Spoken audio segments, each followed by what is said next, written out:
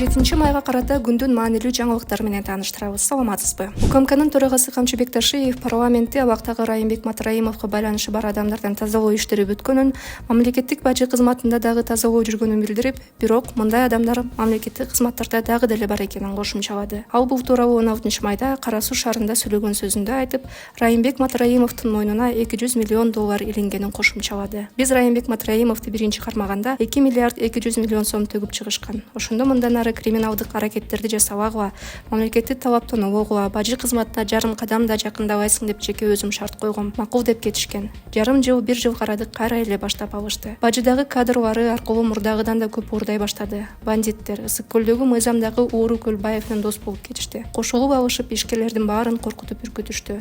Биз анан чара көргөнгө мажбур болдук.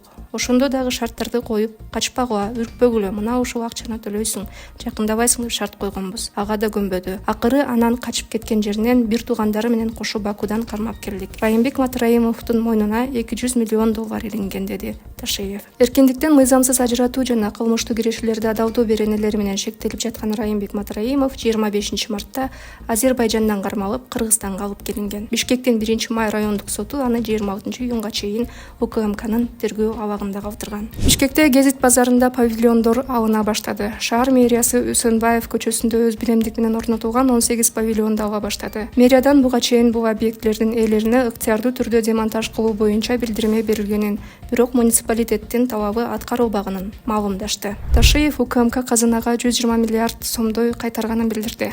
Бул тууралуу УКМКнын башчысы 16 майда Ош облусунун Кара Суу шаарынын тургундары менен жолугушууда айтты. Марттын аягында Финансы министрлиги, укук коргоо жана көзөмөлдөө органдарынын, ошондой эле министрликтин өзүнүн депозиттик эсептеринде мамлекетке ыктыярдуу же мажбурлап компенсация катары алынган 20 миллиард 445 миллион сом сакталып турганын билдирген. Бирок бир нече күндөн кийин Ташиев министрликтин маалыматын эскерген маалымат деп 20 миллиард бул акча деп тактоо кылган.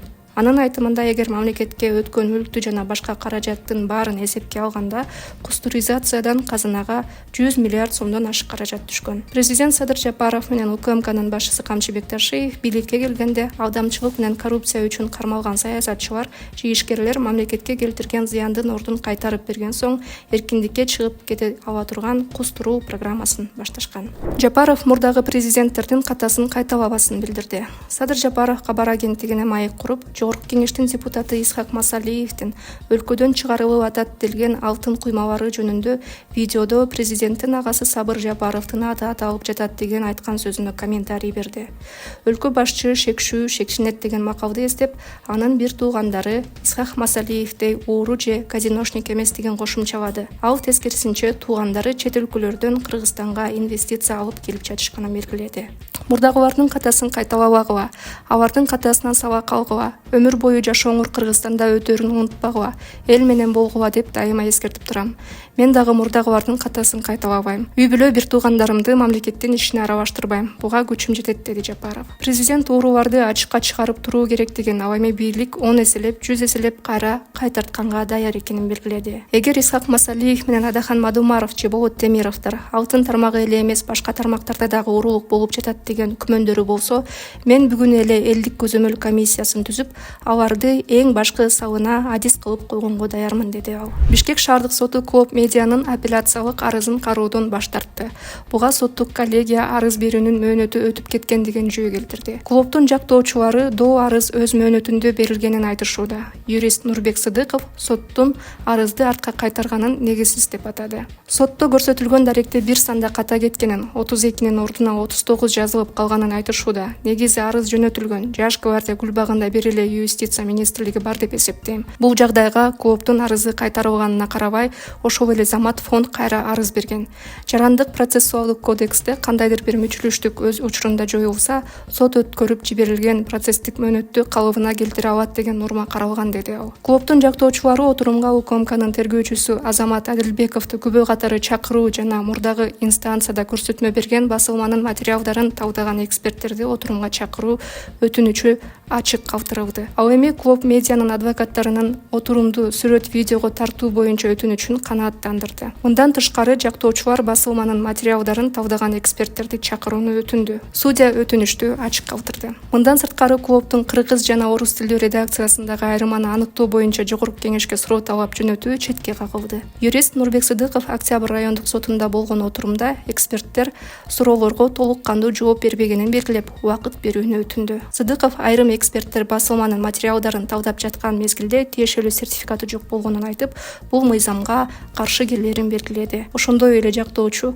клуб медиа соттун мындай корутундусуна макул эмес экенин белгилеп, кайрадан доо арыз менен кайрыларын кошумчалады. Чет өлкөдөгү тергөө абактарында 788 кыргызстандык сот чечимин күтүүдө. Алардын 742-си Орусияда. Бул тууралуу 16-майда жогорку кеңештин жыйынында юстиция министринин орун басары Орозбек Сыдыков билдирди.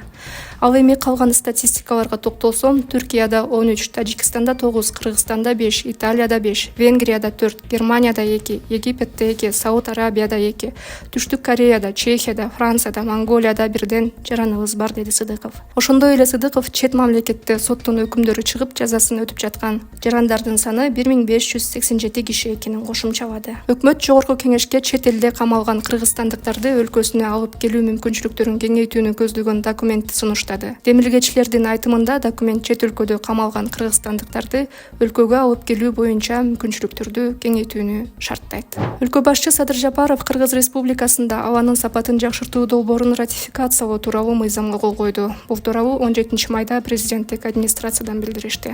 Маалыматка ылайык, мыйзам 18 апрелде жогорку кеңеш тарабынан кабыл алынган. Буга чейин Дүйнөлүк банк Бишкек шаарындагы абанын сапатын жакшыртууга 50 миллион доллар насыя берери белгилүү болуп, келишимге өткөн жылы 12 декабрда финансы министри Бакыт Бакетаев кол койгон.